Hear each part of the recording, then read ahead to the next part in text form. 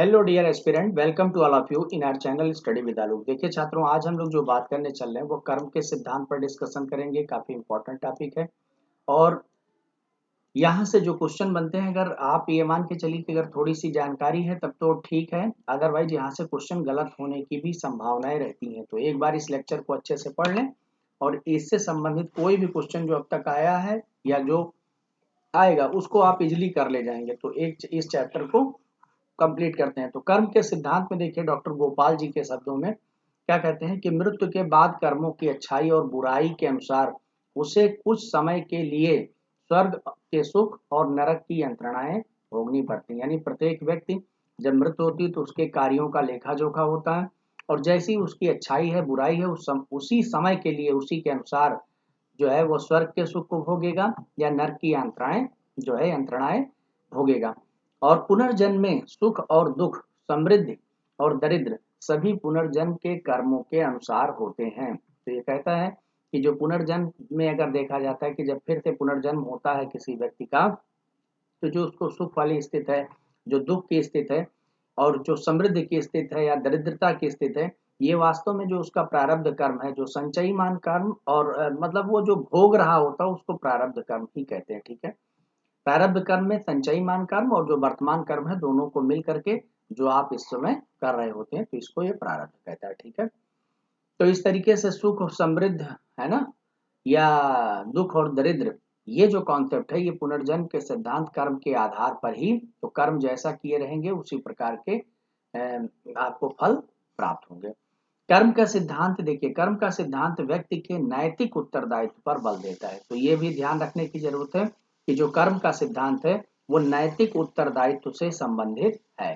ठीक है, क्यों नैतिक उत्तरदायित्व, कौन सा नैतिक है और कौन सा अनैतिक है, यानी कौन सा कार्य करना चाहिए कौन सा कार्य नहीं करना चाहिए, इस पर यह फोकस करता है। और ये कहता है कि और इस बात का निर्देश देता है कि नैतिक कर्तव्य का पालन ही उसके जीवन का कर्म है। ठीक है, तो अगर नैतिक कर्तव्यों का पालन करते हैं तभी उचित माना जाएगा, तभी आपको सुख समृद्धि की प्राप्त होगी। अनैतिक कृत्य को करते हैं तो दुख और दरिद्र आपके पास में आएंगे।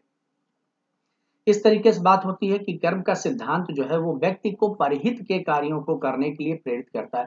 तो हिंदू जो सोशल ऑर्गेनाइजेशन है, एक चीज यहाँ पर ध्यान रखना है कि हिंदू सोशल ऑर्गेनाइजेशन, तो देखिए जो भारतीय हिंदू व्यवस्था है, हिंदू संगठन व्यवस्था, उस संगठन व्यवस्था में देखिए कि ऑटोमेटिकली कहीं ना कहीं इसको रिलीजन से जोड़ करके और लोगों को व्यवस्थित करने के लिए यानी अनौपचारिक नियंत्रण करने के लिए कर्म के सिद्धांत को प्रस्तुत किया गया, जो निश्चित रूप से कहीं ना कहीं व्यक्ति को परार्थवादी भी बनाता है कि व्यक्ति परहित के कार्यों को करने के लिए प्रेरित करता है। कर्म का सिद्धांत वो सामाजिक जीवन में सुव्यवस्था व संगठन स्थापित करने में भी सहायक सिद्ध होता है। यानी अगर हमें पता है कि अगर हम गलत करेंगे तो भले कोर्ट कचहरी पुलिस या लोग हमको दंड ना दें, लेकिन फिर वो कर्म हमको किसी न किसी रूप में भोगना पड़ेगा ही पड़ेगा। ठीक है, तो कर्म का सिद्धांत जो है, जो हिंदू सामाजिक जीवन है, सामाजिक जीवन, इसमें सुव्यवस्था और संगठन स्थापित करने में बहुत ही महत्वपूर्ण सहायक सिद्ध होता है। यानी एक प्रकार से प्रक्रियात्मक है। ठीक है, कर्म का सिद्धांत अगर प्रक्रियात्मक है, दुष्प्रक्रियात्मक है, तो ये प्रक्रियात्मक है। ठीक है, और व्यक्तिक तथा सामाजिक जीवन में भी कर्म के सिद्धांत का अत्यधिक महत्व होता है। यानी सामाजिक जीवन में तो आपने देखा कि प्रार्थवादी लोगों के लिए काम करना, और व्यक्तिक जीवन में भी, क्योंकि व्यक्ति को भी चुस्त दुरुस्त बनाने के लिए ये जिम्मेदार होता है। यह व्यक्ति के लिए परम संतोष का संदेश लाता है। सबसे बड़ी चीज यह है कि अगर आप किसी कार्य को कर करके और उसके बाद में जो आपको अनुभव प्राप्त होता है, जो आपको संतोष प्राप्त होता है, ठीक है ना, वो बहुत, जैसे मान लीजिए अगर पैतृक संपत्ति के रूप में छात्रों अगर आप को आपके पिताजी ने कार गिफ्ट कर दिया, ठीक है, तो वो संतोष प्राप्त नहीं होगा। लेकिन आप पीजीटी में सेलेक्ट होकर के और उसके पश्चात जो है आप साल भर के बाद में जो है एक कार परचेज करते हैं, तो आपको जो अनुभूति प्राप्त होगी वो मानसिक संतोष होगा, क्योंकि वो कर्मों का फल है। और उसे असत्य के पीछे दौड़कर व्यर्थ ही अपनी शक्ति को नष्ट करने का निषेध भी करता है। यानी वो ये कहता है कि अगर हम अनैतिक चीजों, असत्य के पीछे अगर भाग रहे हैं, व्यर्थ में दौड़ रहे हैं, अपनी शक्ति को नष्ट कर रहे हैं, तो उनका मतलब प्रतिषेध या निषेध भी करता है। कारण ये है कि वो कहता है कि इन प्रकार के कार्यों का कोई मतलब नहीं है, यानी इनका सबका कोई ना कोई जो है नकारात्मक रिजल्ट आएगा ही आएगा। अब इसी तरीके से बात इसमें आ जाती है कि कर्म का परिणाम कर्ता के चरित्र, प्रवृत्ति, विचार, भावनाओं आदि पर भी प्रभाव डालता है। जो कर्म का परिणाम है, यानी जो कर्म आपने किया हुआ है उसका जो परिणाम है वो आपके चरित्र पर भी डालता है। यानी अगर आपके सच्चे कर्म है, चीजों को अच्छे से अगर आपने किया है तो उसका रिजल्ट आपको निश्चित रूप से अच्छा मिलेगा। आपकी जो प्रवृत्तियां हैं हमेशा सकारात्मक होगी, विचार सकारात्मक होंगे और आपके अंदर में जो फीलिंग है वो भी कहीं ना कहीं बहुत अच्छी होगी। उसके व्यक्तित्व पर एक अंग बन जाता है, यानी कि जो कर्म है उसके व्यक्तित्व पर एक प्रकार का प्रभाव डालने का कार्य करता है। साथ ही साथ जीवन पर्यंत भी, जो जीवन पर्यंत उसके साथ रहता है, यानी कि जो आप कर्म करते हैं वो आपके साथ में, देखते नहीं कि जैसे कर्म आपने किए हैं वो आपके टैगलाइन के रूप में आपके साथ में, जीवन के साथ में जुड़ जाता है। इवन यहाँ तक कि मरने के बाद भी दूसरे जीवन में भी उसके साथ जाता है। तो जैसा कर्म किए हैं उस प्रकार के कर्म जो है संचित होकर के अगले जन्म में भी आपके पास में चले जाते हैं। जिनको इस वर्ष नहीं भोगे हैं या इस जन्म में नहीं भोग पाए हैं उनको अगले जन्म में आपको मिलता है। ठीक है, तो नेक्स्ट देखेंगे इसमें कि मनुस्मृति तथा महाभारत में कहा गया कि इन कर्मों के फलों को न केवल हमें बल्कि कभी कभी हमारे नाग रूपात्मक देह से उत्पन्न हुए हमारे लड़कों, हमारे और नातियों तक भोगना पड़ता है।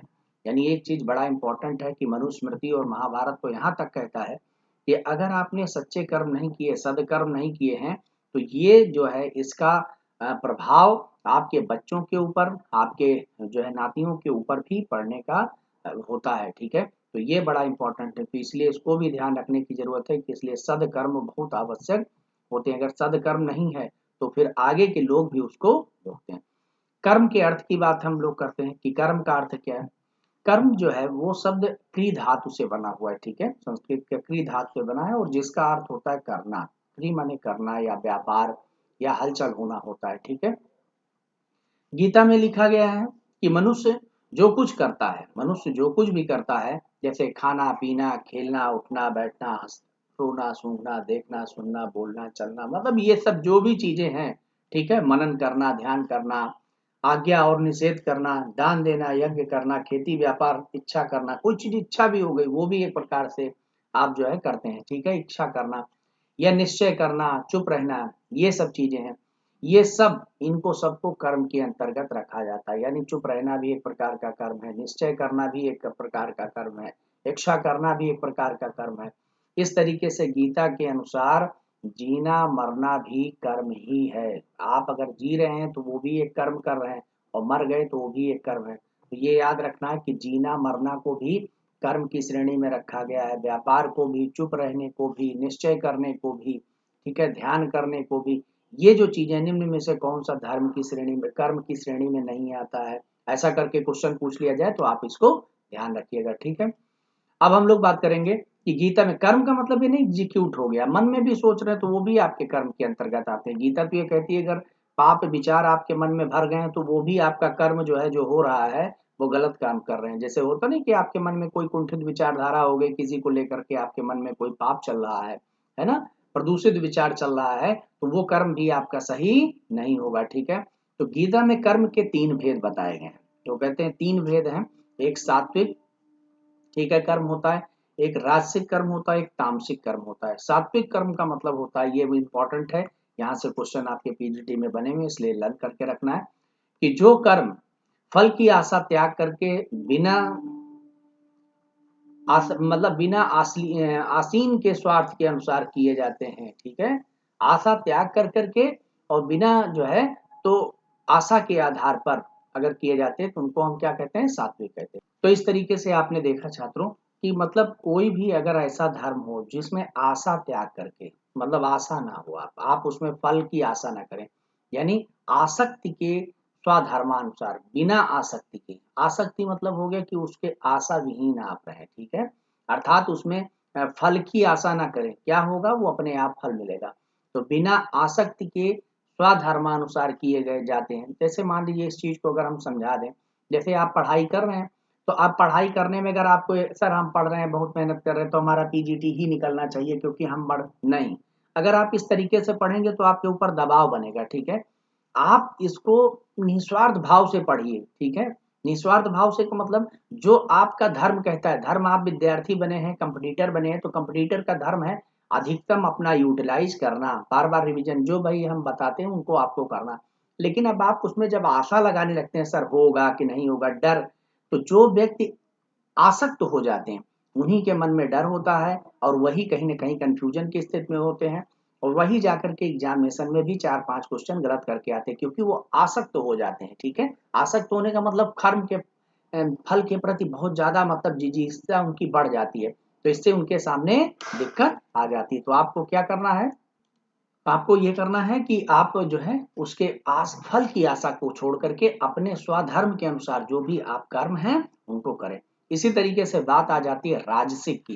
तो राजसिक का मतलब होता है कि फल और आशा की इच्छा रखते हुए, राजसिक कार्य का मतलब हो गया कि फल और आशा की इच्छा रखते हुए अहंकार पूर्ण मनोभावों से किया गया कर्म राजसिक कर्म होता है।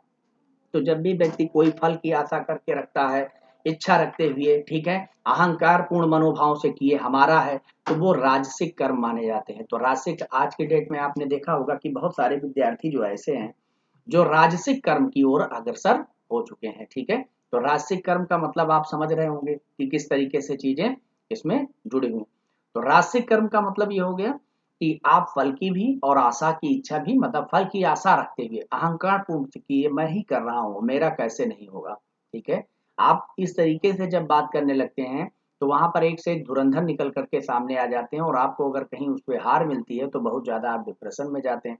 इसीलिए सात्विक कार्य को ज्यादा महत्व प्रदान करना चाहिए। तामसिक कार्य, अब हम लोग बात करेंगे तामसिक कार्य की कि तामसिक कार्य किस श्रेणी में आता है।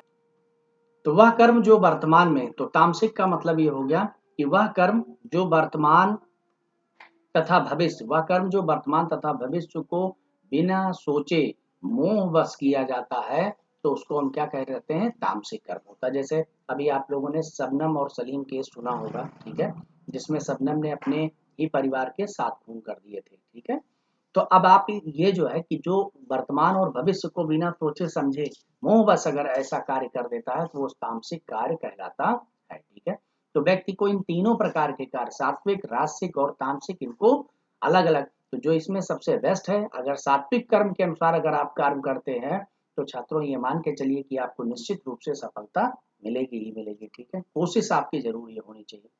अब कर्म विपाक, जो कर्म विपाक प्रकरण है उसमें कर्म के 3 भेद माने गए हैं कि कर्म आपको 3 तरीके से होते हैं। एक आपका संचित कर्म होता है, ये वे कर्म है जिसे व्यक्ति ने अपने पूर्व जन्म में किया हो। ठीक है, कोई भी व्यक्ति, जो आपने देखा होगा कि जन्म में बहुत सारे लोग बहुत कुछ कार्य कर नहीं रहे होते हैं, लेकिन फिर भी बड़े मौज से रह रहे हैं, बड़ा अच्छा उनका जीवन चल रहा है, तो आपको कहीं ना कहीं कष्ट होता है कि यार भाई इनका क्या है कि जो बहुत अच्छे से, कारण है कि संचित कर्म। अरे आप अगर पैसे को संचित, लॉकडाउन की जब स्थिति बनी तो जिन जिन लोगों ने संचित करके रखा था वो लोग अच्छे से खा पी रहे थे, लेकिन जिनके पास में संचय कुछ नहीं था तो वो क्या था, उन्होंने कुछ भी बड़ा मतलब उनका कष्टमय जीवन रहा। तो ये संचित कर्म जो है बड़ा आवश्यक है। ठीक है, कि आप संचित कर करके अच्छे कर्मों को अगर रखे हैं तो आप उसको अगले जन्म में भी अच्छा प्राप्त करेंगे। तो मतलब ये वो कर्म है जो व्यक्ति अपने पूर्व जन्म में किया रहता है। अब एक होता है प्रारब्ध। प्रारब्ध मतलब जो आपको इस समय मिल रहा होता है। देखते नहीं कभी कभी हम कहते हैं प्रारब्ध खराब हो गया, तो मतलब होता है कि जिस कर्म का फल व्यक्ति इस जीवन में भोगने को मिल रहा है, ठीक है, जो आप इस जीवन में भोग रहे हैं, कर्म फल आपको मिल रहा है, वो आपका प्रारब्ध होता है। तो संचित का मतलब जो पहले स्टोर करके रखा रहा और अब आप उसके बाद में फिर, जब प्रारब्ध का मतलब हो गया कि जो चल रहा है, ठीक है, रिसेंटली चल रहा वो प्रारब्ध है। और संचयी मान का मतलब होता है कि जो आप और कर्म को कर करके, जो क्रियामाण कर्म या इसी को संचयी मान कहते हैं। तो संचयी मान या क्रियामाण कर्म का मतलब हो गया कि जो कर्म मनुष्य के इस जीवन में कर रहा है, यानी वो अपने बुद्धि विवेक, अपना मतलब वही है कि सात्विक कार्य कर रहा है कि तामसिक कर रहा है ना, कि राजसिक गुणों को पालन कर रहा है, तो इस तरीके से जो कर रहा है वो भी धीरे धीरे करके रिस्टोर हो रहा होगा, उसका फल उसे आगामी जीवन में प्राप्त। देख रहे होंगे कि बहुत सारे लोग ऐसे हैं जिनको जीवन में जो है छात्रों बहुत सारी चीजें मतलब जो है उनको गलत भी कर रहे हैं, ठीक है, लेकिन उनको कोई रिजल्ट नहीं मिल रहा है। अब आप भी परेशान कि भाई ये लोग तो इतने इतने प्रकार के अत्याचार कर रहे हैं, लेकिन जो है इनको कोई भी मतलब जो है दंड प्राप्त नहीं हो रहा है, तो इसका क्या किया जाए? जो दंड प्राप्त नहीं हो रहा है उसका जो है ये है कि उनका वो संचित या क्रियामान कर्म फल होगा, अर्थात वो धीरे धीरे करके मतलब वो संचित हो जाएगा और आगे चल करके मतलब उनको क्रियामान कर्म फल के रूप में उनको प्राप्त होगा। ठीक है, तो इसको क्रियमाण या क्रियमाण कहीं कहीं लिखा रहता है या संचित होगा कि अभी धीरे धीरे करके संचित की जगह संचयी मान, ठीक है, संचित की जगह पर मतलब होगी कि ये संचयी मान हो जाएगा यानी संचित हो जाएगा और उसके बाद भी ये फल प्राप्त होगा, वो नेक्स्ट जन्म में प्राप्त होगा। ऐसा नहीं है कि जो कर्म करके जा रहे हैं तो उसको कहीं ना कहीं भोगना नहीं, भोगना आवश्यक रूप से। स्वामी विवेकानंद ने कर्म की व्याख्या करते हुए डिफरेंट डिफरेंट, तो सबसे बृहद व्याख्या वो कर्म की जो की गई है वो गीता में की गई है। ठीक है, याद रखना है, ये क्वेश्चन आया हुआ है। और दूसरी चीज है कि अन्य अन्य वैज्ञानिकों ने भी, अन्य विचारकों ने भी क्या कहा है उस पर, जैसे स्वामी विवेकानंद जी एक सामाजिक विचारक के रूप में उन्होंने कहा कि आत्मा की आभ्यंतरिक अग्नि, जो आत्मा की आभ्यंतरिक अग्नि है तथा अपनी शक्ति और ज्ञान को बाहर प्रकट करने के लिए जो मानसिक और भौतिक घात पहुंचाए जाते हैं वही कर्म है। ठीक है, तो आत्मा की आभ्यंतरिक अग्नि है जो अपनी शक्ति है, ज्ञान को बाहर प्रकट करने के लिए जो भी मानसिक और भौतिक घात पहुंचाए जाते हैं उन्हीं को कर्म है। ठीक है, तो थोड़ा सा डेफिनेशन डिफरेंट टाइप के उसको लर्न करके रखिएगा। कर्म की विशेषताएं क्या क्या है भाई? तो देखिए, कर्म सिद्धांत हिंदू जीवन दर्शन में मनुष्य की वर्तमान स्थिति, जन्म चक्र और मोक्ष से संबंधित अवधारणा। वर्तमान में जो उसको मिल रहा है, आपको मैंने बताया प्रारब्ध जन्म चक्र यानी पूर्व वाला जो संचित कर्म है वो आकर के आपको मिलेगा और जो आप कर रहे हैं वो अगले जन्म में चला जाएगा। ठीक है, संचयी मान। और मोक्ष से संबंधित, मोक्ष में मोक्ष की ओर जाएंगे या इसी चक्र में रहेंगे, ठीक है, जीवन मरण के, ये सब कर्म पे निर्भर रहता है। साथ ही साथ में कर्म का तात्पर्य केवल बाह्य शारीरिक क्रियाओं से नहीं, मैंने ऊपर भी बताया था कि केवल बाह्य शारीरिक क्रिया कोई फिजिकल वर्क करे वही नहीं, अगर आप वर्ण क्या है कि मन वचन और शरीर के द्वारा जो क्रियाएं की जाती है वे सभी कर्मों में सम्मिलित की जाती हैं। अगर मन में भी कुछ गलत सोच रहे हैं, वचन में भी अगर आप गलत बोल रहे हैं, तो ये जो चीजें हैं वो भी आपके कहीं ना कहीं कर्म के अंतर्गत कहलाते हैं। ठीक है, मोस्ट इंपॉर्टेंट को ध्यान रखिएगा। कर्म सिद्धांत के अनुसार क्या है कि कर्म के प्रभाव कभी भी समाप्त नहीं होते हैं। कर्म का जो प्रभाव होता है वो कभी समाप्त नहीं होता, अर्थात कर्मों का प्रभाव व्यक्ति पर अनिवार्य रूप से पड़ता है। तो जो कर्म का प्रभाव है व्यक्ति पर अनिवार्य रूप से पड़ता ही पड़ता है। तो कर्म का प्रभाव अगर आपने जो कर्म किया है वो कभी भी समाप्त नहीं होगा, उसका रिजल्ट आपको मिलना है। आप जो मेहनत कर रहे हैं, ऐसा नहीं हो सकता कि मेहनत कर भी डाले और कुछ आपको, कई विद्यार्थी कई लोग अपने जीवन में कहते हैं सर हमने तो बहुत अच्छा किया, बहुत, तो आप परेशान न रहें, वो सब आपको भोगने को मिलेगा और जितना लेट होगा उतना आपको ब्याज सहित मिलेगा। ठीक है, लेकिन मिलेगा जरूर, कुछ समाप्त नहीं होता। आत्मा का बार बार जन्म लेना कर्मों का ही परिणाम होता है। अगर आत्मा बार बार जन्म लेती है तो इसका मतलब कुछ कर्म है जिनको आपको भोगना रहता है, तो इसीलिए आपको आना पड़ता है, क्योंकि वे एक ही यौन में ही समाप्त नहीं होते। ठीक है, एक ही बार जन्म लेने के अर्थात फल भोगने के लिए मनुष्य को बार बार जन्म लेना पड़ता है। पूर्व जन्म के संचित और वर्तमान के कर्म फल सम्मिलित रूप से आत्मा के अगले रूप को निर्धारित करते हैं। ठीक है, तो आगे चला जाता है और इस तरीके से कर्म और भाग्य अलग अलग धारणाएं, कभी कभी होता है कि कर्म की अवधारणा और भाग्य की अवधारणा ये दोनों कुछ लोग एक जोड़ देते हैं, दोनों अलग अलग अवधारणाएं होती हैं छात्रों। कैसे? इसीलिए मैं कहता हूं कि कई विद्यार्थी हमारे बहुत ज्यादा परेशान रहते हैं कि सर मतलब कर्म हम किए। देखिए, आप अपनी तरफ से कर्म कर रहे हैं, लेकिन अगर आप सफल होंगे, ध्यान रखिएगा ये बात मैं जो बोलने जा रहा हूँ, इस चीज को अगर आपने समझ लिया तो जीवन में अच्छा, आप सफल होंगे तो उसके पीछे केवल एक ही कारक जिम्मेदार नहीं होगा। कारक क्या? मान लीजिए आप बहुत तेज हैं, तो सिर्फ बहुत तेज होने से आपका सिलेक्शन नहीं होगा, याद रखिए इसको, बहुत क्लियर कट जान रखिए, क्योंकि सफल होने के लिए बहुत सारे कारक होते हैं। जैसे आपका जो कोचिंग वाले सर हैं वो कैसे मिल गए, आपके नोट्स कैसे हैं, आपको पेपर कैसे मिला, उस दिन आपकी तबीयत स्वास्थ्य कैसा रहा, फिर आपके घर की स्थितियां परिस्थितियां कैसे रही, क्लासरूम का माहौल कैसा रहा। ठीक है, तो ये जो विभिन्न प्रकार की चीजें हैं, बहुत सारे कारक मिल करके आपके दोस्त जो हैं जो आपको मोटिवेट कर रहे हैं, इसी में कोई ऐसा दोस्त मिल गया, ठीक है, जो अपना ही उल्लू सीधा कर रहा है, वो आपको बर्बाद कर दिया। ठीक है, तो अब बर्बाद करने का मतलब को क्या कि आप भावावेश में आकर के सलीम बन गए। ठीक है, तो ये जो चीजें हैं ये कहीं ना कहीं क्या है कि सलीम सब शबनम कम पढ़ी लिखी थी, योग्य व्यक्ति थी, है ना, लेकिन जब ऐसी स्थितियां उत्पन्न हो जाती हैं तब वहां पर आप जो है वो आपका कह लीजिए कि वो जो आपको मिलना चाहिए फल वो नहीं मिल पाता, वो दूसरी यहाँ चला जाता है, ठीक है। तो इसी में एक चीज आता है कि जो कर्म कर रहे हैं वो तो है, लेकिन इसी के साथ साथ में कुछ भाग्य भी अलग से जुड़ी रहती है, ठीक है, भाग्य का कॉन्सेप्ट भी जुड़ा रहता है। इसीलिए सफल होने के लिए बहुत सारे सरकमस्टेंसेज होते हैं। जैसे बहुत सारे विद्यार्थी हैं हमारे, कम पढ़ रहे हैं ज्यादा पढ़े, छात्रों आप कम पढ़ रहे हैं ज्यादा पढ़ रहे हैं ये नहीं माने रख रहा, लेकिन आप ज़्यादा पढ़ करके भी ज़्यादा बवाल में चल रहे हैं, टेंशन में चल रहे हैं, प्रेशर में चल रहे हैं, बहुत सारे लोगों से फ़ोन पे अनावश्यक रूप से बात कर रहे हैं, तो ये सब चीज़ें कहीं न कहीं आपको क्या करती हैं, असफलता की ओर चली जाती हैं, ठीक है। तो कर्म करिए और उसका रिजल्ट कहीं न कहीं आपको बड़े लेवल पे मिल जाएगा। जिस लेवल पे मेहनत की है निश्चित रूप से मिलेगा, कभी-कभी समय लग जाता है।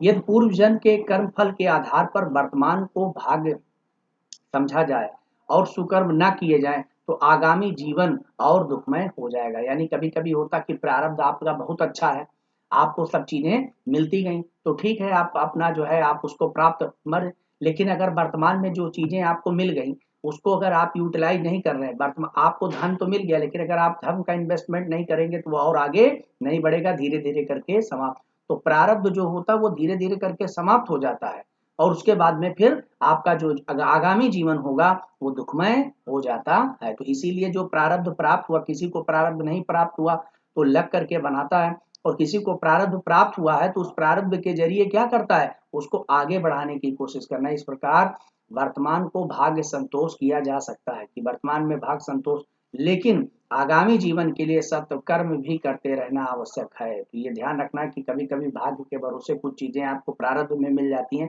आप सपोज करिए आप किसी आईएएस के घर, धीरू भाई अंबानी जी के घर, टाटा बिरला किसी के घर पैदा ही हो गए, तो ये क्या है, ये आपका प्रारब्ध है, ठीक है, कि संतोष चलो बैकअप में इतनी चीजें हैं, हमें पढ़ने लिखने हमें सब नहीं सोचना है। लेकिन अगर आप उनको सत्कर्म नहीं करते हैं तो आगे जीवन जो है आपका ये समाप्त हो जाता है, ठीक है। मतलब कुल मिलाकर के जो प्रारब्ध है वही समझ लीजिए आपका भाग्य है, ठीक है।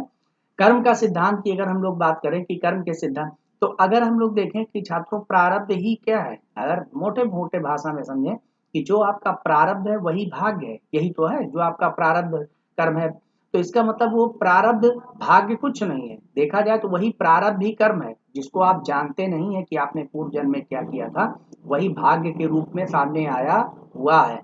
तो कुल मिलाकर के इसीलिए ये कभी कभी कथन कहा जाता है कि कर्म प्रधान विश्व रच रखा, विश्व के रचयिता ने कर्म को प्रधान रखा, कर्म करे हैं तो इस भाग मतलब इस जीवन में नहीं तो अगले जीवन में आपको जो है उसका मिलेगा, लेकिन मिलेगा जरूर, ठीक है। क्योंकि जो भाग्य भी बन के आया है वो कहीं ना कहीं प्रारब्ध ही तो है आपका, ठीक है। यानी कि जो संचित कर्म है उन्हीं को आप भोग रहे हैं, जो आपने संचय किया हुआ उसी का आप लाभ उठा रहे हैं।